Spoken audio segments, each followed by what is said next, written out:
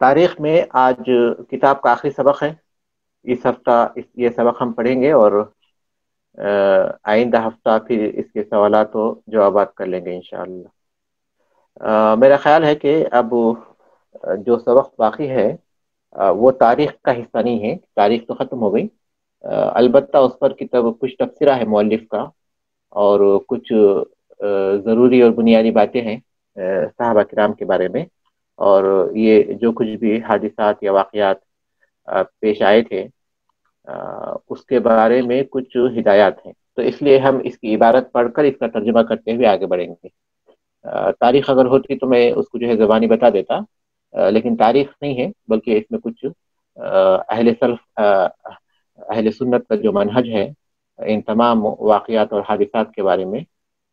اس کو جو ہے واضح کیا گیا ہے۔ تو ہم عبارت پڑھیں گے اور اس کا ترجمہ کرتے ہوئے آگے بڑھیں گے۔ بسم اللہ الرحمن الرحیم۔ کتاب تو آپ نے کھول لیا نا؟ جی ہاں۔ یقول الامام القرطبی، امام قرطبی رحمۃ اللہ علیہ کہتے ہیں، لا يجوز ان ينسب الى احد من الصحابة خطأ مقطوع به، صحابہ میں سے کسی کی جانب تاکید کے ساتھ، مقطوع یعنی پوری طرح تاکید کے ساتھ، قطع کرتے ہوئے کہ قاطع کرتے ہوئے کسی صحابہ میں سے کسی کی طرف غلطی جس میں کوئی اور احتمال نہ ہو، کسی احتمال کے بغیر غلطی کو منسوب کرنا جائز نہیں ہے۔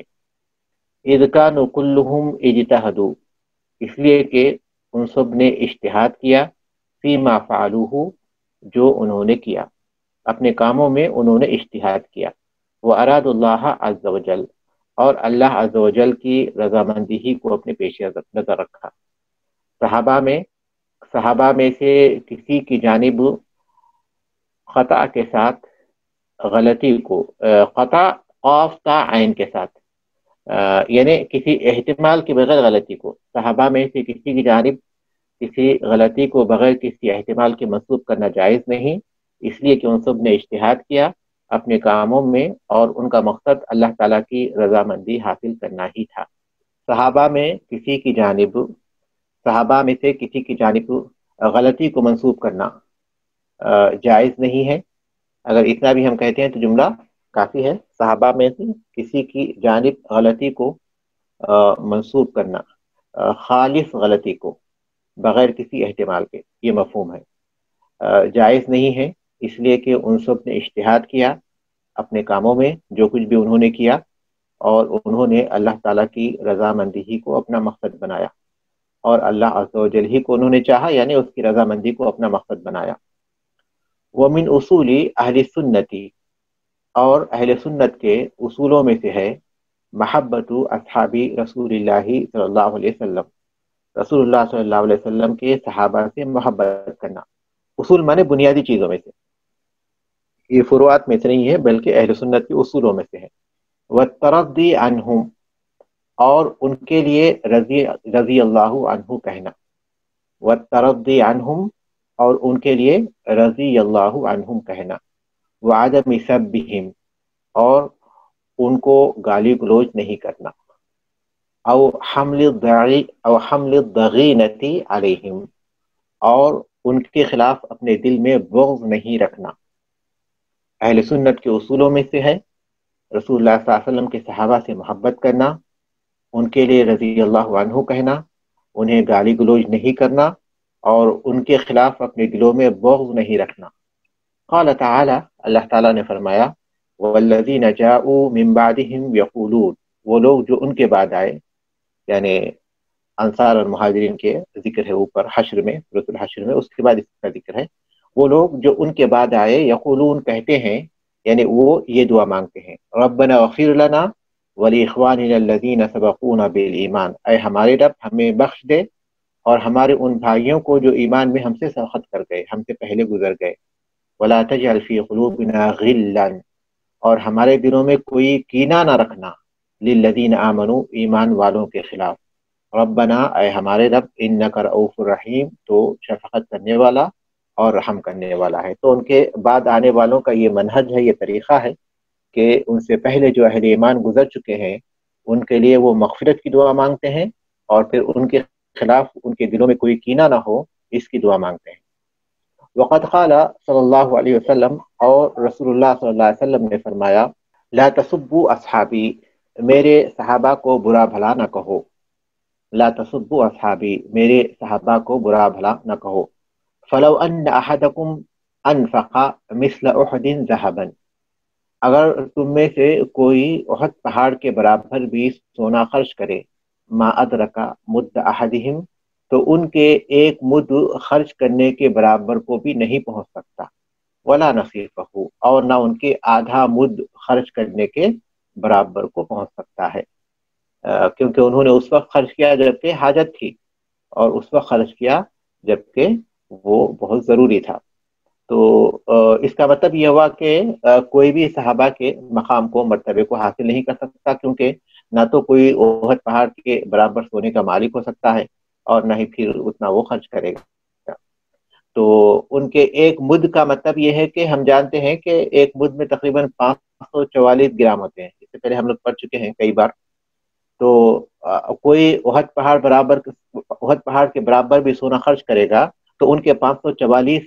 گرام کے خرچ کرنے کے برابر کو بھی نہیں پہنچ سکتا، بلکہ اس کے آدھے کو بھی نہیں پہنچ سکتا۔ والقتال الذي حصل بينهم في الجمل،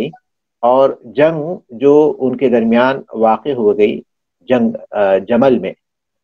میں ان کے درمیان جو جنگ حاصل ہوئی یا جنگ ہوئی تھی، انما وقع بغیر اختیار منہم، وہ ان کے اختیار کے بغیر واقع ہو گئی، ان کی مرضی کے بغیر، ان کی خواہش کے بغیر۔ جمل میں جو جنگ ہوئی تھی، علی بن طالب رضی اللہ تعالیٰ عنہ اور ام المومنین عائشہ رضی اللہ تعالیٰ عنہ، طلحہ اور زبیر رضی اللہ تعالیٰ عنہما کے درمیان، دوسری جانب وہ تینوں تھے، اور اس طرف علی رضی اللہ تعالیٰ عنہ تھے، اور ہر طرف کچھ صحابہ بھی تھے۔ تو جمل میں جو جنگ واقع ہو گئی وہ ان کے اختیار کے بغیر تھی، فہم معذورون فیہ، اس میں وہ معذور ہیں، حیث ان طرفِ القتال، اس لیے کہ جنگ کے دونوں اطراف، طرفے دونوں طرف، تثنیہ کا صیغہ ہے، جنگ کے اس لیے کہ طرفین متفق ہو چکے تھے، علی الصلح، صلح پر، طرفین صلح پر اتفاق کر چکے تھے، واجتمعوا على تأجیل النظر فی القصاص من قتلة عثمان، اور عثمان رضی اللہ تعالیٰ عنہ کے قاتلین سے قصاص کے معاملے کو مؤخر کرنے پر متفق ہو چکے تھے، اور عثمان رضی اللہ تعالیٰ عنہ کے قاتلین سے قصاص کے معاملے کو مؤخر کرنے پر متفق ہو چکے تھے۔ کب تک مؤخر؟ حتی تہدی الاوضاع، یہاں تک کہ حالات پرسکون ہو جائیں،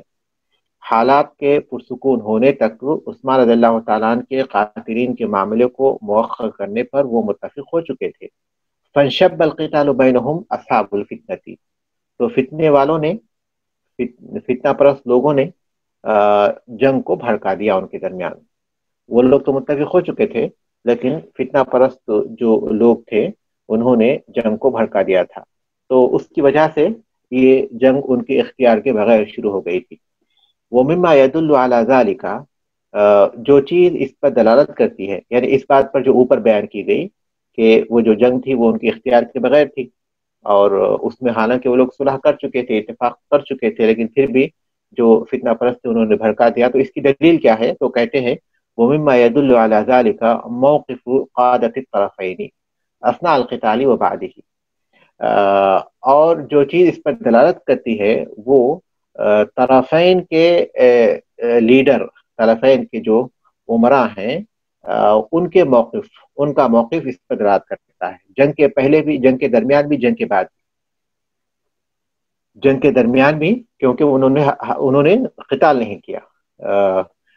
اور لوگوں کو روکتے رہے، دونوں طرف سے وہ لوگوں کو روک رہے تھے، مت لڑائی کرو، مت لڑائی کرو، رک جاؤ، تلوار پھینک دو۔ اور جو چیز اس پر دلالت کرتی ہے وہ طرفین کے قائدین کا موقف ہے، جنگ کے دوران بھی اور جنگ کے بعد بھی، من اسف علی ما حصل، جنگ کے بعد بھی افسوس، ان کا افسوس کرنا اس پر جو ہوا اس پر ان کا افسوس کرنا، وعدم توقع ان الامر سینتہی الی ما انتہی الیہ، اور ان کا توقع نہ رکھنا کہ معاملہ اس انجام کو پہنچے گا جس انجام تک وہ پہنچا تھا، ان کو توقع نہیں تھی کہ آخرکار یہ نتائج اس کے برآمد ہوں گے۔ تو یہ چیز اس بات کی دلیل ہے کہ وہ لوگ کسی بھی طرح جنگ کے موقف میں نہیں تھے بلکہ اس کے خلاف تھے، لیکن ان کی مرضی کے بغیر وہ جنگ شروع ہو گئی تھی۔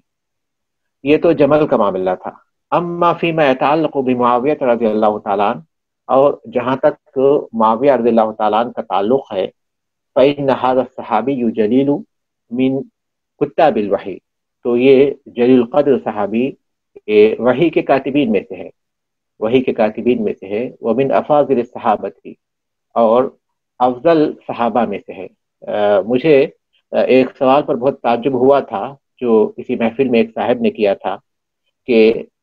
معاویہ رضی اللہ تعالیٰ عنہ کی ان جنگوں کو دیکھنے کے بعد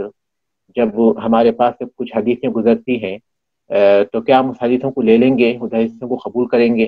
کیا ان حدیثوں پر ہم اعتماد کر سکتے ہیں؟ واقعی یہ سوال بہت ہی تعجب والا سوال تھا۔ کافی افسوس ہوتا ہے کہ امت میں جو ہے کس طرح صحابہ کے خلاف ایک مزاج پیدا کیا گیا ہے، تاریخ کو تحقیق کے بغیر بیان کر کے، اور صحابہ کا جو اصل مقام و مرتبہ ہے اس کو واضح کیے بغیر، کہ لوگوں کے ذہنوں میں یہ سوال پیدا ہوتے ہیں۔ اب یہاں دیکھیے، اللہ تبارک و تعالیٰ نے اپنی کتاب کے سلسلے میں جس پر اعتماد کیا، معاویہ رضی اللہ تعالیٰ اللہ تعالیٰ کی کتاب کے امین بنے تھے وحی کے لکھنے کے معاملے میں، تو اللہ تبارک و تعالیٰ نے جن کو امین بنایا اپنی کتاب کے سلسلے میں، تو کیا وہ اللہ کے رسول صلی اللہ علیہ وسلم سے جو باتیں نقل کرتے ہیں اس پر ہم ان کی امانت کے سلسلے میں جو ہے اتہام لگا سکتے ہیں؟ اللہ تبارک و تعالیٰ نے ان کو اپنا امین بنایا تھا اللہ تعالیٰ کی کتاب کے لکھنے کے معاملے میں، وہ کاتبین وحی میں سے ہے، تو ان کا کاتبین وحی میں سے ہونا یہ اس بات کی دلیل ہے کہ اللہ تعالیٰ اپنے دین کے معاملے میں ان کو امین سمجھتا ہے۔ اور پھر یہ کہ امت کا موقف ہے کہ الصحابۃ کلھم عدول، کہ سارے کے صحابہ عدول ہیں، اللہ کے رسول صلی اللہ علیہ وسلم کے بارے میں وہ بالکل جھوٹ نہیں بول سکتے۔ یہی وجہ ہے کہ اگر کوئی حدیث ہمارے پاس آتی ہے جس میں صحابی کا نام معلوم نہیں ہے، کوئی تابعی بولتے ہیں کہ ایک صحابی نے مجھے بیان کیا، تو وہ اہل علم کا متفق علیہ فیصلہ ہے کہ وہ حدیث صحیح ہے، کیونکہ صحابی کی جہالت حدیث کی صحت کو متاثر نہیں کرتی۔ لیکن اگر صحابی کے علاوہ اگر تابعی بھی اگر مجہول ہوں، یعنی تبھی تابعی بولتے ہیں کہ فلاں تابعی نے، جس کے نام ذکر کے بغیر، انہوں نے کہا کہ ابو ہریرہ رضی اللہ تعالیٰ نے بیان کیا کہ اللہ کے رسول صلی اللہ علیہ وسلم نے بیان کیا، تو اب تابعی وہاں مجہول ہے، تو اب تابعی مجہول ہوں یا پھر ان کے بعد کوئی بھی مجہول ہوں تو وہ حدیث ضعیف ہو جائے گی۔ لیکن صحابی کی جہالت حدیث کی صحت میں کوئی اثر انداز نہیں ہوتی، اس لیے کہ امت کا متفقہ فیصلہ ہے کہ سارے کے سارے صحابہ عدول ہیں۔ تو چونکہ یہاں کتاب الوحی کا ذکر آیا تو اس لیے میں نے ایک بات آپ تک پہنچا دی کہ طالب علم کی حیثیت سے کہ آپ کے ذہن میں یہ بات رہے کہ لوگوں کے ذہنوں میں جو غلط فہمیاں پائی جاتی ہیں وہ ایسے پھیلتی ہیں کہ پھر وہ دین کے معاملے میں وہ کشمکش کا شکار ہو جاتے ہیں، جیسے کہ معاویہ رضی اللہ تعالیٰ سے مروی حدیث کے سلسلے میں کسی کے دل میں شک پیدا ہو گیا، تاریخ کی ان کتابوں کو پڑھ کر جو حقیقت میں بہت ہی زیادہ افسوسناک باتیں ہیں اس میں جو لکھی گئی ہیں بغیر کسی تبصرے کے، بغیر کسی سند کے، تو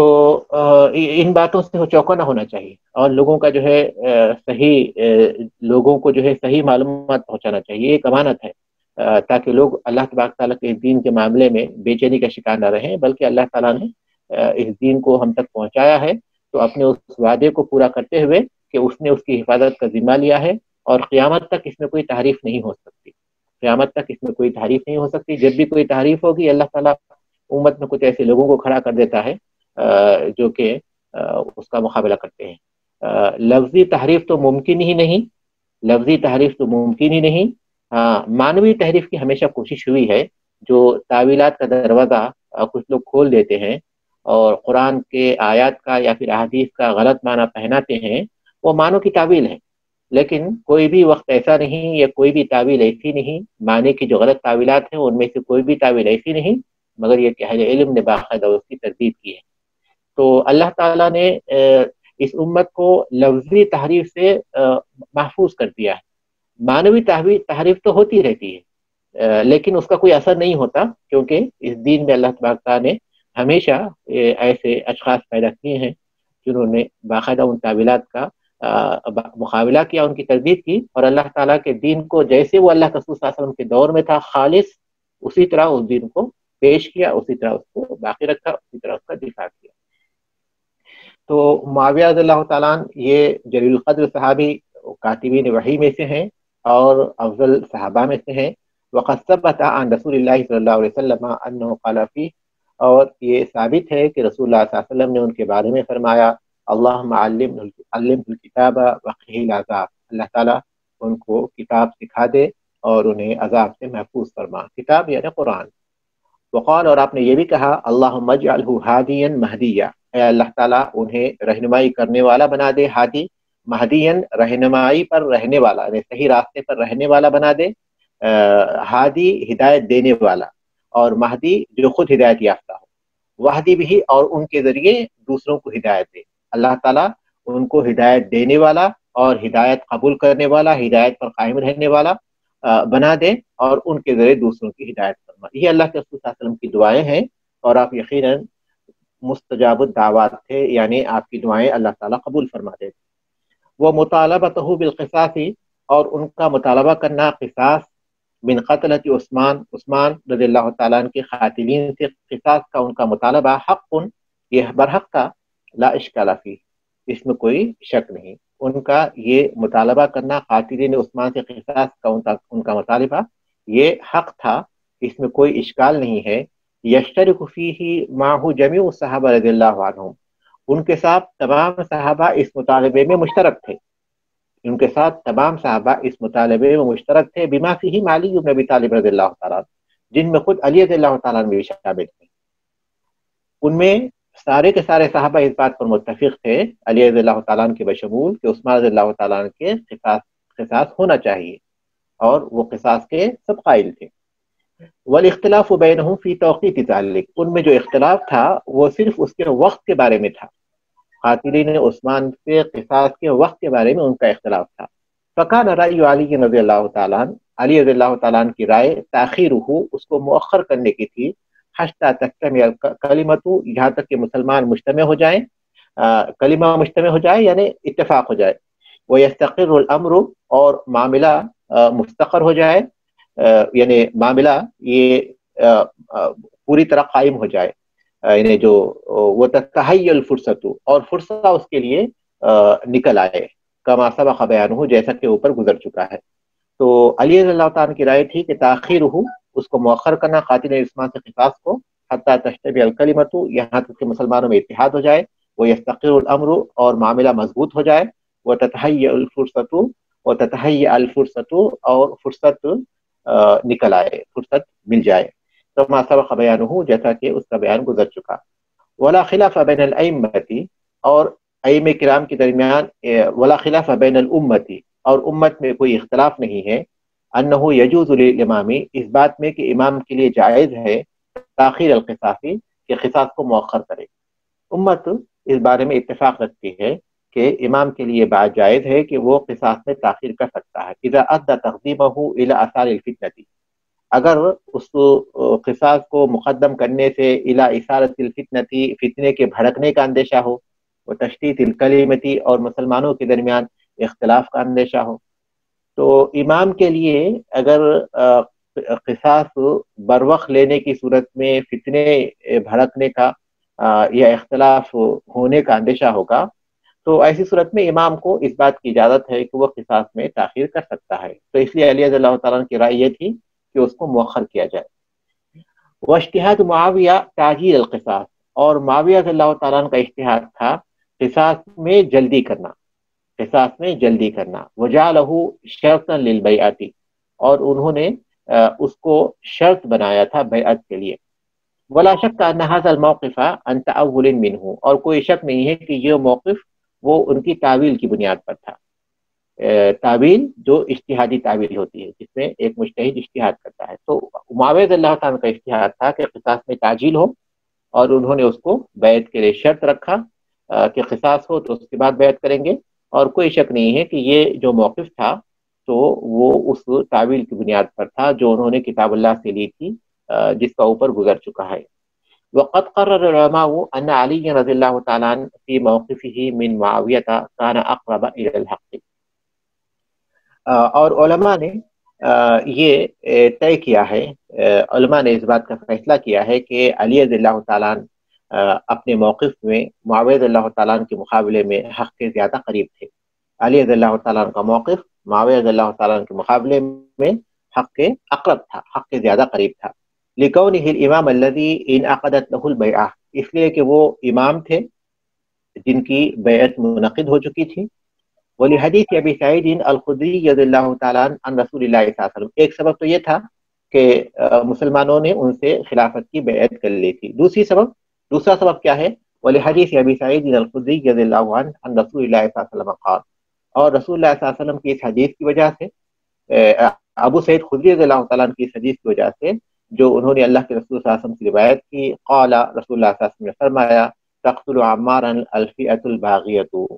عمار کو ایک باغی جماعت قتل کرے گی۔ وعنہ رضی اللہ عنہ، اور ابو سعید خدری رضی اللہ تعالیٰ عنہ ہی سے روایت ہے، کہتے ہیں ذکر نبی صلی اللہ علیہ وسلم قوما یکون فی امتہ، نبی کریم صلی اللہ علیہ وسلم نے ایک ایسی قوم کا ذکر فرمایا جو ان کی آپ کی امت میں ہوگی، یخرجون فی فرقۃ من الناس، لوگوں کی تفریقے کے وقت پر وہ نکلیں گے، لوگوں میں جب تفریقہ ہو گیا ہوگا اس وقت وہ نکلیں گے۔ فیما ہم التحالق، اور ان کی نشانی ہوگی سر کے بالوں کا نکالنا، وہ حلق کریں گے، قصر نہیں کریں گے۔ حلق کرنا حدیث سے ثابت ہے، لیکن وہ لوگ جو ہے ظاہری عمل ہی کو سب کچھ سمجھیں گے، ظاہری عمل کو سب کچھ سمجھیں گے، تو ظاہر پرست ہوں گے، کیونکہ قرآن بھی پڑھیں گے، پھر وہ لوگ جو ہے نمازیں بھی پڑھیں گے جیسا کہ گزشتہ حدیث میں گزر چکا ہے، لیکن دین کی سمجھ کے بغیر، دین کی سمجھ سے وہ جو عاری ہوں گے، اور پھر غیر ضروری تشدد کی طرف وہ مائل ہو جائیں گے۔ یہی وجہ ہے کہ انہوں نے گناہ کبیرہ کے مرتکب کو کافر قرار دیا، کافر کہا، اور کہا کہ کافر ہے، واجب القتل ہے، کوئی بھی آدمی شراب پیے گا، زنا کرے گا، چوری کرے گا، اس طرح کے گناہ کبیرہ ہیں تو اس کو کہتے ہیں کہ وہ کافر ہے، اس کو قتل کریں گے، اور پھر جو ہے آخرت میں وہ ہمیشہ کے لیے جہنم میں رہے گا، اہل سنت کے منہج کے بالکل خلاف۔ تو ان کی نشانی جو ہے بالوں کو نکالنا ہوگی، سارے کے سارے وہ سب بالوں کو نکالیں گے، کیونکہ نیکی کی جو ظاہری شکلیں ہیں اسی کو سب کو سمجھ کر اس کو اپنائیں گے۔ قال رسول اللہ صلی اللہ علیہ وسلم نے فرمایا کہ ہم شر الخلق، وہ مخلوقات میں سب سے برے ہیں، یقتلہم ادنی الطائفتین الی الحق، دونوں گروہوں میں جو حق کے زیادہ قریب ہوگا وہ ان کو قتل کرے گا۔ وفی روایت یخرجون علی فرقۃ مختلفۃ یقتلہ اقرب الطائفتین من الحق، اور وہ نکلیں گے اس وقت جبکہ مسلمانوں میں اختلاف اور تفریقہ ہو جائے گا، اور اس کو دونوں جماعتوں میں جو حق کے زیادہ قریب ہوگا وہ اسے قتل کرے گا۔ تو علی رضی اللہ تعالیٰ کا موقف مبنی حق کے زیادہ قریب ہے، اس لیے کہ وہ باقاعدہ ان کے ہاتھوں بیعت ہو چکی تھی خلافت کی، اور دوسری وجہ یہ حدیث ہیں جو مؤلف نے ذکر کیے ہیں ان احادیث کی وجہ سے۔ ففی الحدیث دلالت، لیکن ان حدیثوں پر آپ غور کیجئے تو مؤلف کہتے ہیں کہ ففی الحدیث دلالت، اس حدیث میں دلالت ہے اس بات کی علی ان علی رضی اللہ عنہ اقرب الی الصواب من مخالفیہ، کہ علی رضی اللہ تعالیٰ عنہ اپنے مخالفین کے مقابلے میں صواب کے زیادہ قریب ہیں، لیکنہ لم یصب الحق ولکنہ لم یصب الحق بتمامہ، لیکن انہوں نے حق کو پوری طرح نہیں لے لیا، وہ کمال ہی، اس کے کمال کے ساتھ، مکمل اور کمال کے ساتھ حق کو اپنی طرف نہیں لیا، وہ حق کے قریب ہیں لیکن حق پورا کا پورا ادھر نہیں ہے مؤلف کے قول کے مطابق۔ حیث کانت السلامۃ فی الامساک عن القتال، اس لیے کہ سلامتی جنگ سے رکنے ہی میں تھی، لأن العبرۃ بالنتائج، اس لیے کہ اعتبار نتائج کا ہے۔ مواقف یہ تھے مواقف کے اعتبار سے ایک حکم ہے، لیکن جو نتائج آئے ان مواقف کے وہ جنگ کی شکل میں آئے، اور ایسی جنگ کی شکل میں جو بہت بڑی تباہی پر ختم ہوئے۔ تو نتائج کا اعتبار ہے، تو اس سے بات معلوم ہوتی ہے کہ جو سلامتی تھی وہ ہر حال میں جنگ سے رک جانے ہی میں تھی۔ والعاقبۃ لا شک ان نتیجۃ الاقتتال كانت مؤلمۃ جدا، اور نتیجہ اس میں کوئی شک نہیں ہے کہ جنگ کا نتیجہ یہ بہت زیادہ دکھ دینے والا تھا، ولہذا اثنى النبی صلی اللہ علیہ وسلم علی الحسن، مؤلف رحمۃ اللہ علیہ کا موقف یہ ہے کہ صحیح بات تو یہی ہے کہ جنگ سے رک جانا ہی چاہیے تھا، جنگ نہیں کرنی چاہیے تھی، نہ تو ان کو نہ تو ان کو، کیونکہ جو نتیجہ نکلا اس سے یہی بات معلوم ہوتی ہے. اور اس کی دلیل کیا ہے؟ وہ دلیل یہ ہے کہ وَلِهَذَا أَثْنَى النَّبِيُّ صلی اللہ علیہ وسلم علی الحسن رضی اللہ عنہ. اسی لیے رسول اللہ صلی اللہ علیہ وسلم نے حسن رضی اللہ تعالیٰ عنہ کی تعریف کی. لأن اللہ اصلح به ما بین المسلمین، اس لیے کہ اللہ تعالیٰ نے ان کے ذریعے مسلمانوں کے درمیان صلح کر دی. فی قولہ، اپنے اس قول میں، ابنی ھذا سید، میرا یہ بیٹا سردار ہے. وَلَعَلَّ اللَّهَ أَن يُصْلِحَ بِهِ بَيْنَ فِئَتَيْنِ مِنَ الْمُسْلِمِينَ، اور امید کہ اللہ تعالیٰ ان کے ذریعے صلح کر دے گا مسلمانوں کے دو جماعتوں میں، مسلمانوں کے دو گروہوں میں. رسول اکرم صلی اللہ علیہ وسلم نے یہاں تعریف کی، کس بات پر تعریف کی؟ ان کے صلح کرانے پر تعریف کی. تو اس سے بات معلوم ہوتی ہے کہ اصل یہی تھی کہ ان میں جنگ نہیں ہوتی. فی حین انہ لم یثنی علی قتال ابیہ لأہل شام، جبکہ اللہ کے رسول صلی اللہ علیہ وسلم نے اہل شام سے علی رضی اللہ، ان کے والد کے یعنی علی رضی اللہ عنہ کے قتال کی رسول اکرم صلی اللہ علیہ وسلم نے تعریف نہیں کی. رسول اکرم صلی اللہ علیہ وسلم نے اہل شام سے قتال کے سلسلے میں کوئی آپ کی ایسی پیشن گوئی نہیں ہے جس میں ان کی تعریف ہو. بل غایۃ ما وصفہ، بلکہ زیادہ سے زیادہ جو اللہ کے رسول صلی اللہ علیہ وسلم نے ان کی صفت بیان فرمائی ہے، انہ اقرب الی الحق، کہ وہ حق کے زیادہ قریب ہے. بخلاف قتال الخوارج، خوارج کے سے جنگ کے برعکس، فقد اثنى علیہ نفسا، رسول اکرم صلی اللہ علیہ وسلم نے باقاعدہ خوارج سے جنگ کرنے پر ان کی تعریف کی. اوپر ہم لوگ پڑھ چکے ہیں رسول اکرم صلی اللہ علیہ وسلم نے خوارج سے جنگ کرنے پر کہی کہ وہ مسلمانوں کی اچھی جماعت انہیں قتل کرے گی اور پھر وہ مخلوق کے بدترین ہوں گے، اللہ تبارک تعالیٰ ان کو اجر دے گا. کئی احادیث گزر چکی جس میں باقاعدہ نص ہے اس بات کے کہ خوارج سے قتال کرنے والوں کو اللہ تبارک تعالیٰ راضی ہوگا وغیرہ وغیرہ. جبکہ اہل شام سے جو قتال ہوگا اس میں ان کو یہ بات ہوگی، ایسی کوئی چیز کسی حدیث میں نہیں ہے، ایسی کوئی چیز کسی حدیث میں نہیں ہے. تو زیادہ سے زیادہ جو چیز معلوم ہوتی ہے ان تمام چیزوں سے وہ یہ کہ وہ اقرب الی الحق ہوں گے. اسی لیے خوارج کے سلسلے میں اللہ کا رسول صلی اللہ علیہ وسلم نے کیا فرمایا تھا؟ فَإِذَا لَقِيتُمُوهُمْ فَاقْتُلُوهُمْ، جب تم ان سے ملو تو انہیں قتل کرو. فَإِنَّ فِي قَتْلِهِمْ أَجْرًا لِمَنْ قَتَلَهُمْ عِنْدَ اللَّهِ يَوْمَ الْقِيَامَةِ، اس لیے کہ ان کے قتل کرنے میں اجر ہوگا ان کو جو انہیں قتل کریں گے، ان کو جو انہیں قتل کریں گے عند اللہ، اللہ کے پاس، یوم قیامتی، قیامت کے دن. یہ رسول اکرم صلی اللہ علیہ وسلم نے خوارج کے بارے میں باقاعدہ فرمایا تھا. کما ان علی نفسہ فرحا، جیسا کہ خود علی رضی اللہ تعالیٰ عنہ بھی خوش ہوئے تھے. واستبشرا، اور انہوں نے بشارت سمجھی تھی، بقتال الخوارج، بشارت لی تھی بقتال الخوارج، خوارج سے جنگ کرنے پر. ہم لوگ پڑھ چکے ہیں کہ کس طرح مسلمانوں کے صفوں میں جو ہے خوشی دوڑ گئی تھی جب انہوں نے ذوالف سدیہ کو ان میں دیکھا تھا، جس کا ایک بازو ابھرے ہوئے گوشت کا لٹھڑا اس کے ایک بازو پر تھا. رسول اکرم صلی اللہ علیہ وسلم نے پیشن گوئی کی تھی کہ وہ شخص ان میں ہوگا، تو انہوں نے اس کو باقاعدہ تلاش کیا تھا. تو ذوالف سدیہ جب خوارج میں ان کو مل گیا تھا تو کتنا زیادہ خوش ہو گئے تھے صحابہ. تو علی رضی اللہ عنہ کی کیفیت بھی یہی تھی کہ خوارج سے جنگ کے موقع پر انہیں خوشی ہوئی تھی اور انہوں نے بشارت سمجھا تھا اسے رسول اکرم صلی اللہ علیہ وسلم کی جانب سے. لیکن اس کے برخلاف وتعلم وتقدر، انہوں نے تکلیف محسوس کی اور ناپسندیدگی انہوں نے محسوس کی بقتال اہل الجمل، وقال بعد صفین، وقال بعد صفین، اہل جمل سے قتال سے انہوں نے تکلیف ہوئی تھی، باقاعدہ انہیں تکلیف ہوئی تھی. انہوں نے کہا تھا کہ کاش آج سے 20 سال پہلے ہی میں مر گیا ہوتا. وقال بعد صفین، اور صفین کے بعد انہوں نے کہا تھا لو علمت ان الامر یکون هكذا ما خرجت، اگر مجھے معلوم ہوتا کہ نتیجہ یہاں تک پہنچے گا تو میں نہیں نکلتا، تو میں جنگ کے لیے نہیں نکلتا. یہ دوسری بات ہو گئی. تیسری بات کیا ہے؟ وہ بعد انتہاء القتال مدح من قعد عنہ، اور جنگ کے ہونے کے بعد انہوں نے تعریف کی تھی ان لوگوں کی جو جنگ سے پیچھے رہ گئے تھے، جنگ سے بیٹھ گئے تھے، یعنی جنگ میں شرکت نہیں کی تھی. حیث قال، جیسا کہ انہوں نے کہا للہ در مقام سعد بن مالک و عبداللہ بن عمر، اللہ تبارک تعالیٰ ہی کے پاس ہے سعد بن مالک اور عبداللہ بن عمر کا مقام. یعنی اللہ تبارک تعالیٰ کی تعریف ہے سعد بن مالک اور عبداللہ بن عمر رضی اللہ تعالیٰ عنہ کے موقف پر. ای فی اعتزال الفتنتی، یعنی فتنے سے الگ رہنے پر، فتنے سے الگ رہنے پر انہوں نے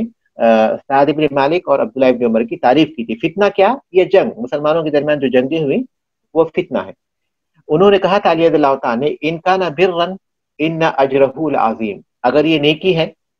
اگر یہ نیکی ہے، اس فتنے سے دور ہے نا، تو اس کا اجر بہت بڑا ہے۔ وہ ان کا نا اسمن، اگر یہ الگ ہو جانا، اگر کوئی گناہ ہے، ان خطأہ لیسیر، تو یہ چھوٹی سی غلطی ہے، تو یا تو انہوں نے بہت زیادہ اجر کما لیا تھا اس فتنے سے اپنے آپ کو الگ رکھ کر، یا پھر اگر وہ شریک نہیں بھی ہوئے تو معمولی سی لغزش ہے جو ان سے سرزد ہوئی تھی۔ ولهذا فإن بعض الصحابة رضی اللہ عنہم اعتذر الفتنة، اور اسی لیے بعض صحابہ رضی اللہ عنہم فتنے سے الگ رہے، فتنے سے الگ رہے مطلب ہے کہ ان جگہوں میں شرکت نہیں کی۔ وعلى رأسهم، اور ان میں جو سب سے آگے رہے ان کے فتنے سے الگ رہنے والوں میں سعد بن ابی وقاص، رضی اللہ تعالیٰ عنہ، جو عشرہ مبشرہ میں ہے، اور قادسیہ کے فاتح ہیں، اور شورا کے رکن رہے تھے عمر بن خطاب رضی اللہ تعالیٰ عنہ کے اس ٹیم میں، جو 6 افراد خلافت کے مقرر کیے گئے تھے، اور انہوں نے اپنا ووٹ اس دن اپنی تائید علی رضی اللہ تعالیٰ عنہ کو دیتے ہوئے دستبرداری اختیار کی تھی۔ وہ 6 میں سے سعد بن وقاص رضی اللہ تعالیٰ عنہ نے اپنی تائید علی رضی اللہ تعالیٰ عنہ کے حوالے کرتے ہوئے خود خلافت سے دستبرداری اختیار کی تھی، شورا میں جب وہ تھے، ہم پڑھ چکے ہیں اس کو۔ تو ان میں سب سے آگے تو سعد بن ابی وقاص تھے، سعید بن زید تھے، سعید بن زید رضی اللہ تعالیٰ عنہ، یہ بھی عشرہ مبشرہ میں سے ہیں۔ وہ زید بن ثابت ہیں، زید بن ثابت، وہ محمد بن مسلمہ، وہ ابو موسیٰ الاشعری، وہ اسامہ بن زید، وہ عبداللہ بن عمر وغیرہم رضی اللہ عنہم اجمعین۔ تو یہ صحابہ فتنے سے الگ رہے تھے، اعتمادا علی الاحادیث التي، ان حدیث پر اعتماد کرتے ہوئے، التي جو کہ تحذر من الفتن، فتن سے متنبہ کرتی ہیں، فتنوں سے جو متنبہ کرتی ہیں، کا حدیثی، جیسے یہ حدیث ہے، ان ابنی هذا سید ولعل اللہ ان یصلح به بین فئتین من المسلمین، میرا یہ بیٹا سردار ہے اور امید کہ اللہ تعالیٰ اس کے ذریعے مسلمانوں کی 2 جماعتوں میں صلح پیدا کر دے گا۔ تو اس حدیث سے بات معلوم ہوتی ہے کہ اصل جو چیز ہے، بہتر جو چیز ہے، وہ صلح ہی ہے، جنگ نہ کرنا ہی۔ یقول الحافظ ابن حجر رحمۃ اللہ علیہ فرماتے ہیں، حافظ ابن حجر رحمۃ اللہ علیہ فرماتے ہیں، واستدل به على تصویب رأی من قعد عن القتال مع معاویہ وعلی، اور اس حدیث سے استدلال کیا گیا ہے۔ کون سی حدیث؟ جو اوپر گزر چکی کہ میرا یہ بیٹا سردار ہے، اللہ تعالیٰ اس کے ذریعے مسلمانوں کے 2 جماعتوں میں صلح کرے گا۔ اس حدیث سے استدلال کیا گیا ہے ان لوگوں کی رائے کے درست ہونے کا جو معاویہ اور علی رضی اللہ تعالیٰ کے درمیان میں قتال سے الگ رہ گئے تھے، بیٹھ گئے تھے۔ اس حدیث سے استدلال کیا گیا ہے ان لوگوں کی رائے کے درست ہونے کا جو معاویہ اور علی رضی اللہ تعالیٰ عنہما کے قتال میں، جنگ میں شریک نہیں ہوئے تھے بلکہ ان سے الگ رہے تھے۔ وہ ان کا علی حق بالخلافت، اگرچہ کہ علی رضی اللہ تعالیٰ خلافت کے زیادہ حقدار تھے، وہ اقرب الی الحق تھی اور حق کے زیادہ قریب تھے، اگرچہ کہ علی رضی اللہ تعالیٰ خلافت کے حقدار تھے اور حق کے زیادہ قریب تھے، لیکن اس کے باوجود بھی جنہوں نے شرکت نہیں کی ان کی رائے زیادہ درست تھی۔ وهو قول سعد بن ابي وقاص وابن عمر ومحمد بن مسلمہ وسائر من اعتزل تلك الحروب، اور یہ قول کہ فتنے سے الگ ہونا چاہیے، یہ قول جو ہے سعد بن ابی وقاص کا ہے، ابن عمر کا ہے، محمد بن مسلمہ کا ہے، اور ان تمام صحابہ کا ہے جو ان جنگوں سے الگ رہے تھے۔ ويقول شیخ الاسلام ابن تیمیہ فی نقلہ اقوال ائمۃ اہل العلم فی ذلک، اور شیخ الاسلام ابن تیمیہ رحمۃ اللہ علیہ ائمہ اہل علم میں سے ائمہ کے اقوال نقل کرتے ہوئے کہتے ہیں، اہل علم میں سے علم کرام کے اقوال کو نقل کرنے کے بعد شیخ الاسلام ابن تیمیہ رحمۃ اللہ علیہ کہتے ہیں، کیا کہتے ہیں؟ ومنہم من یقول، اور ان میں ائمہ میں بعض ائمہ وہ ہے جو کہتے ہیں، کان الصواب الا یکون قتالا، درست بات تو یہی ہے کہ جنگ نہیں ہوتی، وکان ترک القتال خیرا للطائفتین، اور جنگ کا چھوڑ دینا یہ دونوں جماعتوں کے لیے زیادہ بہتر تھا۔ فلیس فی الاقتتال ثواب، جنگ میں یہ ثواب نہیں ہے، جنگ درست بات نہیں ہے۔ ولکن علی رضی اللہ تعالیٰ عنہ کان اقرب الی الحق، لیکن علی رضی اللہ تعالیٰ عنہ حق کے زیادہ قریب تھے من معاویہ رضی اللہ تعالیٰ عنہ کے مقابلے میں۔ والقتال فی فتنۃ لیس بواجب، اور فتنے کے موقع پر قتال نہ تو واجب ہے ولا مستحب، اور نہ ہی مستحب ہے۔ جب فتنہ ہو جائے مسلمانوں کے درمیان تو اس موقع پر کسی ایک کا ساتھ دینا یہ واجب نہیں ہے اور مستحب بھی نہیں ہے۔ وَكَانَ تَرْكُ الْقِتَالِ خَيْرًا لِلطَّائِفَتَيْنِ، اور جنگ کا چھوڑ دینا یہ دونوں جماعتوں کے لیے زیادہ بہتر تھا. مع ان علی کان اولا بالحق، باوجود یہ کہ علی رضی اللہ تعالیٰ عنہ حق کے زیادہ قریب تھے. وهذا قول احمد، اور یہ امام احمد ابن حنبل رحمۃ اللہ علیہ کا قول ہے. واکثر اہل الحدیث ہی، اور اکثر اہل حدیث ائمہ حدیث کا قول ہے. وائمۃ الفقہ، اور ائمہ فقہ کا قول ہے. وهو قول اکابر الصحابہ والتابعین لهم باحسان، اور یہ کبار صحابہ اور تابعین کا قول ہے. وہ قول عمران ابن حسین، اور یہ ابن حسین رضی اللہ عنہ کا قول ہے. وہ اسامہ بن زید و محمد بن مسلمہ و ابن عمر و سعد بن وقاص، اور یہ صحابہ ہیں جن کے نام لیے گئے ہیں، ان سب کا یہی قول ہے.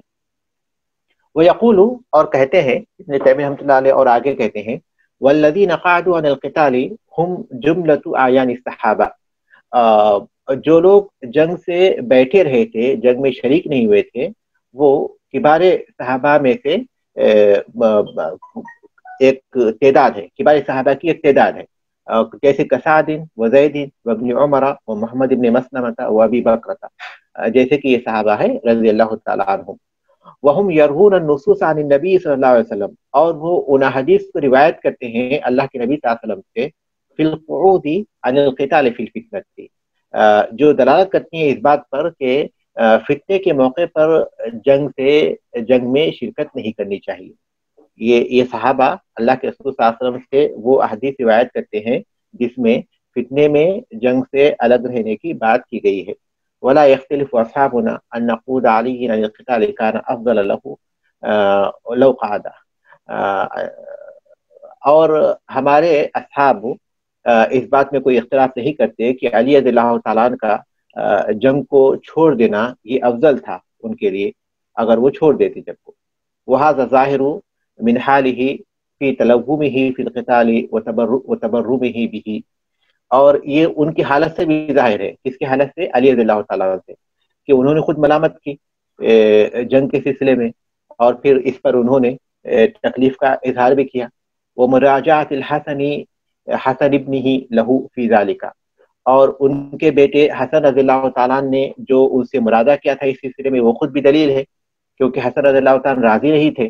اور بار بار علی رضی اللہ تعالیٰ کو سمجھا رہے تھے. وقولہ لہ، اور حسن رضی اللہ تعالیٰ کا یہ قول ان کے لیے جو علی رضی اللہ تعالیٰ سے انہوں نے کہا تھا، جب علی رضی اللہ تعالیٰ ان جنگوں سے جو ہے کافی تکلیف محسوس کیے تھے جو صحابہ کے درمیان ہوئی تھی، تو اس موقع پر حسن رضی اللہ تعالیٰ نے ان سے کہا تھا علم انہک یا ابتی، کہ اے اباجان کیا میں نے آپ کو منع نہیں کیا تھا. وہ ہونا کا من یرا، اور بعض لوگوں کی رائے ہے، بعض اہل علم کی رائے یہ ہے ان اعتزال الفتنتی کان ثوابا فی حق من اشتبہ علیہ الامر، کہ فتنے سے الگ ہونا درست ہے ان کے لیے جن کے اوپر معاملہ مشتبہ ہو جائے. فتنے سے الگ رہنا ان لوگوں کے لیے درست ہے جن کے اوپر معاملہ مشتبہ ہو جائے، وہ فیصلہ نہیں کر پاتے ہو کہ حق کیا ہے باطل کیا ہے. بخلاف من وضح له ان الحق مع علی، برعکس ان لوگوں کے برعکس جن کو یہ واضح ہو گیا ہو کہ حق علی کے ساتھ ہے. فإن علیہ الخروج معه، تو ان کے لیے پھر ان کے ساتھ خروج نکلنا واجب ہے. وَأَنَّ ذَلِكَ هُوَ الصَّوَابُ، اور یہی درست ہے. واللہ عالم، اللہ بہتر جانتا ہے. یعنی اوپر ایک رائے انہوں نے ذکر کی کہ جنگ سے الگ رہنا ہی درست ہے. یہاں بتا رہے ہیں کہ ایک رائے اور بھی ہے، وہ یہ کہ جنگ سے الگ رہنا فتنے کے موقع پر ان کے لیے درست ہو سکتا ہے جن کے اوپر معاملہ مشتبہ ہو جائے اور وہ فیصلہ نہ کر پائے کہ حق کیا ہے باطل کیا ہے غلط کیا ہے. لیکن جن کے اوپر حق ظاہر ہو چکا ہو تو ان کے لیے مناسب یہی تھا کہ وہ علی رضی اللہ تعالیٰ کا ساتھ دیتے. تو بہرحال یہ ساری باتیں ہیں، ان باتوں کو میں نے اس لیے پڑھا الفاظ کے ساتھ، ترجمے کے ساتھ، تاکہ یہ باتیں جو ہے اچھی طرح آپ کے ذہن نشین ہوں، اور پھر یہ باتیں جو ہمارے لیے اصول کی حیثیت رکھتی ہیں ان کو اپنے ذہنوں میں رکھیں، اور صحابہ کے سلسلے میں جو موقف ہے وہ اہل سنت کے اس موقف کو اچھی طرح سمجھ جائیں، اہل سنت کے موقف کو اچھی طرح سمجھ جائیں، اور پھر اس کے مطابق لوگوں کو اگر ضرورت پڑے، کیونکہ ایسے موضوعات نہیں ہیں کہ ہم اس کو تقریر کا موضوع بنائیں یا تحریر کا موضوع بنائیں یا باقاعدہ اس کے لیے کوئی کلاس رکھیں، ایسے موضوعات نہیں ہیں یہ. لیکن اگر ایسی کوئی ضرورت پڑتی ہے تو آپ کو اسی طرح صحابہ کا دفاع کرنا ہے جیسا کہ حق ہے، جیسا کہ اہل سنت کا منہج ہے اور جیسا کہ ہونا چاہیے. جی ہاں، تو یہاں ہمارا سبق ختم ہوا. اب سوالات ہیں انشاءاللہ اگلے ہفتہ سوالات کو حل کریں گے۔ شیخ اس سبق سے متعلق سوال کر سکتے ہیں؟ ہاں ٹھیک ہے، انشاءاللہ کر سکتے ہیں۔ جی شیخ، جس طرح یہ خارجیوں کے لیے ہے کہ جہاں تمہیں ملے ان کو قتل کرو، تو یہ حکم تو پھر حکومت یا جو یعنی حاکم ہے اس کے لیے ہے نا؟ عام انسان تو نہیں خود یہ یعنی فیصلہ کر لے کہ میرے برابر میں خارجی رہتا ہے تو میں اس کو قتل کر دوں جا کے، یا کچھ یعنی اس قسم کا وہ معاملہ کرے، یا پھر یہ کہ ایک جو عام جو لوگ ہیں وہ اس سلسلے میں کس طرح، جبکہ نظر بھی یہ آ رہا ہے کہ پوری مسلمان امتوں کا جو ہے وہ پوری مسلمان امت جو ہے وہ ٹکڑوں ٹکڑوں میں الگ الگ ملکوں کے حاکم ہیں، اور ان میں سے کوئی بھی جو ہے وہ مصلحت کے تحت اس قسم کا قدم نہیں اٹھائیں گے، تو پھر عام مسلمان ایسے وقت پہ یعنی اس کو کس طرح سے اپنا رول پلے کرنا چاہیے؟ بارک اللہ فیک۔ دیکھیے، پہلی بات تو یہ ہے کہ حدیث میں خوارج کے تعلق سے جو بھی باتیں کہی گئی ہیں وہ خاص ہیں ان کے ساتھ جو علی رضی اللہ تعالیٰ کے دور میں نکلے تھے۔ حدیث میں باقاعدہ ان کا ذکر کیا گیا، ان کی نشانی بتائی گئی، اور ان میں ایک شخص ایسا ہوگا وہ بھی بتایا گیا۔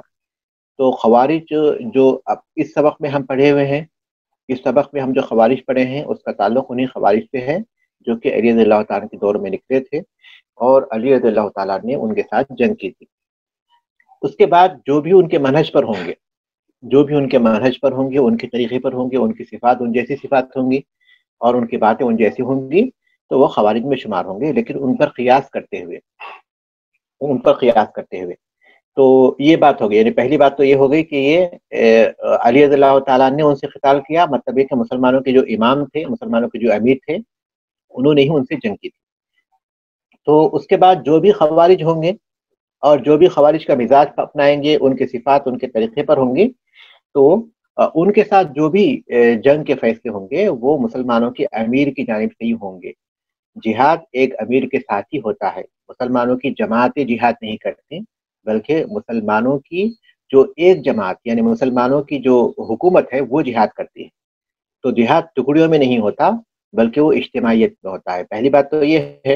اور دوسری بات یہ ہے کہ جتنے بھی حدود ہیں یہ تمام کو نافذ کرنے کی جو باتیں ہیں اس کے لیے حکومت شرط ہے، بغیر حکومت کی چیز نہیں ہوتی۔ تو جہاد تو یہ ایسا فیصلہ ہے جو حکومت کے فیصلے کے بغیر نہیں ہوتا۔ تو یہ آپس میں اشخاص نہیں کر سکتے بلکہ حکومت کے ساتھ ہی خاص ہے۔ جی جزاک اللہ خیر۔ شیخ یہ چیز تو مجھے آج پہلی دفعہ کلیئر ہوئی کہ یہ صرف ان خوارج کے بارے میں جو حضرت علی کے ساتھ تھے، کیونکہ ہم تو بہت دفعہ ایسے آرٹیکلز وغیرہ پڑھ رہے ہوتے ہیں جس میں اسی حدیث کو کوٹ کر کے، اور جس طرح ابھی ریسنٹلی مسلمانوں میں ایک ایسی جماعت اٹھی تھی، اس نے مسلمانوں کا ہی قتل کیا، مسلمانوں کو ہی سب سے زیادہ تکلیف بھی پہنچائی، لیکن کہتے تھے کہ ہم خلافت قائم کریں گے۔ تو ان کے لیے یہی سارے جو احادیث ہیں وہ ان کے ساتھ بیان کر کے یہ بتایا جاتا تھا کہ یہ اللہ کے رسول صلی اللہ علیہ وسلم کی بتائی ہوئی کہ ان کے حلق سے قرآن نہیں اترے گا، پائنچے اونچے اونچے ہوں گے اور حلاقہ کرتے ہوں گے اور یہ سارا کچھ۔ تو یہ بتانے کی کوشش کی جاتی تھی کہ وہ جماعت دراصل یہ لوگ ہیں۔ تو یہ تو آج پہلی دفعہ میرا کانسیپٹ کلیئر ہوا ہے کہ وہ صرف حضرت دیکھیے، دو باتیں ہیں۔ پہلی بات تو ہے کہ اگر نص کو پیش کریں گے تو اس سے وہی لوگ مراد ہیں خوارج جو کہ علی رضی اللہ تعالیٰ کے دور میں نکلے تھے، لیکن نص پر قیاس کرنا یہ ایک علم کا جو ہے ثابت شدہ طریقہ ہے، قیاس جو ہے ثابت ہے۔ تو اس کے بعد جو بھی نکلیں گے جو ان کے صفات رکھیں گے، فلاں فلاں فلاں فلاں صفات ان جیسی صفات ہوں گے، وہ بھی ان میں شمار ہوں گے، لیکن قیاس کرتے ہوئے انہیں میں شمار ہوں گے، کیونکہ ہمارے پاس جو قرآن و حدیث کی جو چیزیں ہیں وہ ہم کو اصول دیتی ہیں، وہ صفات بتاتی ہیں، نام نہیں بتاتی۔ ہاں البتہ چونکہ علی رضی اللہ عنہ کا معاملہ ایک خاص تھا، اس لیے وہاں ایک شخص کو کوٹ بھی کر دیا گیا تھا کہ ان کی فوج میں جو ایک ایسا شخص ہوگا جو ذو سدیہ ہوگا۔ تو وہ واقعی وہ ایک مسلمانوں کے لیے ایک بہت ہی خوشخبری کی بات تھی وہ اس موقع پر۔ تو یہ جو آج آپ نے ذکر کیا کہ لوگ جو ہے فلاں فلاں حدیث کو جو ہے دلیل بناتے ہیں، وہ اس پر قیاس کرتے ہوئے دلیل بناتے ہیں کہ ان کی صفات ہوں گی، تو وہ صفات جو ہے قیامت تک جن جن لوگوں میں بھی ہوں گی وہ خوارج ہی مانے جائیں گے۔ جو صفات خوارج کی تھیں وہ صفات اگر قیامت تک جن لوگوں کے اندر بھی ہوں گی وہ خوارج ہی مانے جائیں گے، لیکن اس طور پر کہ اللہ کے رسول صلی اللہ علیہ وسلم نے صفات بتائی ہیں تو وہ صفت ان میں پائی جاتی ہے جو اس وقت خوارج میں پائی جاتی ہے اس طرح، یعنی وہ چیزیں ہوں گی آپ نے جن کا ذکر کیا کہ انہوں نے ان حدیث کو جو کوٹ کیا تھا اور پھر بتایا تھا کہ یہ لوگ ہیں یہ لوگ ہیں یہ لوگ ہیں، یہ قیاس کی طرح، یہ قیاس کی بنیاد پر ہے، اور یہ چیز اس میں کوئی حرج نہیں ہے کیونکہ نص میں جو ہے کسی شخص کو خاص نہیں کیا جاتا۔ علی رضی اللہ تعالیٰ عنہ کے واقعے میں اللہ رسول اکرم صلی اللہ علیہ وسلم نے خاص وجہ سے اس کو خاص کیا تھا، لیکن اس کے بعد جو ہے جتنے بھی لوگ آئیں گے ان کی وہ صفات ہوں گی تو پھر وہ ان میں شمار ہوں گے بالکل، لیکن مسلمانوں کے جو امیر ہوں گے وہی ان سے جنگ کا فیصلہ کریں گے اور وہی اس کو کر سکتے ہیں، عام لوگوں کو اس کی اجازت نہیں ہے۔ جی، اور شیخ اب یہ جو دوسرا انہوں نے ایک موقف پیش کیا کہ فتنے کے دور میں جب مشتبہ ہو جائے کہ کیا سچ ہے اور کیا جھوٹ ہے، تو اس سلسلے میں بھی جس طرح آج کل تو ہر چیز ہی کے اندر یہ بات آ جاتی ہے، ہر ایک بات کے اندر کیا درست ہے کیا غلط ہے، اسپیشلی جس طرح ابھی پچھلے دنوں ایک وہ تحریک چلی تھی کہ کسی خلیفہ، اس وقت کے خلیفہ کو سرچ کریں گے تو قادیانیوں کا جو خلیفہ ہے اس کی بہت زیادہ ریٹنگ بڑھ جائے گی، تو لوگوں نے دھڑا دھڑ اس کے اوپر وہ کرنا شروع کر دیا میسیجز کہ آپ لوگ نہ کریں نہ کریں، پھر کسی نے اس کے بدلے میں بھیجا کہ آپ یوں کریں کہ اب محمد کو کریں تاکہ اتنی ہی اس کی ریٹنگ بڑھ جائے۔ تو اب یہ دونوں جو کانسیپٹس ہیں یہ یعنی جس طرح مجھے تھوڑی بہت چونکہ سمجھ ہے کہ کس طریقے سے یہ ریٹنگز بڑھتی ہیں سب کچھ، تو مجھے تو بات سمجھ آ گئی، لیکن کچھ لوگوں کے لیے یہ ایک وہ بن گئی یہ کریں یا یہ کریں،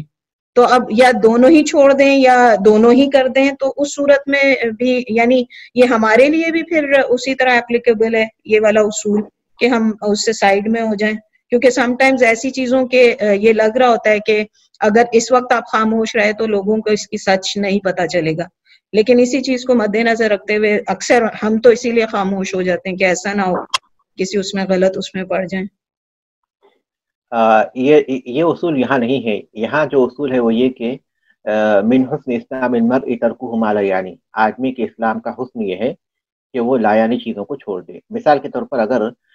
یہ طے بھی کر لیتے ہیں کہ جو قادیانی خلیفہ ہے اس کا نام جو ہے سب سے زیادہ سامنے آ جاتا ہے، تو کیا اس کے فضل میں کوئی اضافہ ہو جائے گا؟ کیا مسلمان اسے تسلیم کر لیں گے؟ کیا واقعے میں کیا فرق پڑ جائے گا حقیقت میں؟ اور اگر آج کے دور میں اگر وہ ریڈنگ میں اگر رسول اللہ صلی اللہ علیہ وسلم کا نام نہیں آتا ہے تو اس سے کیا فرق پڑے گا؟ کیا اللہ کے رسول صلی اللہ علیہ وسلم کا جو مقام و مرتبہ ہے وہ کم ہو جائے گا؟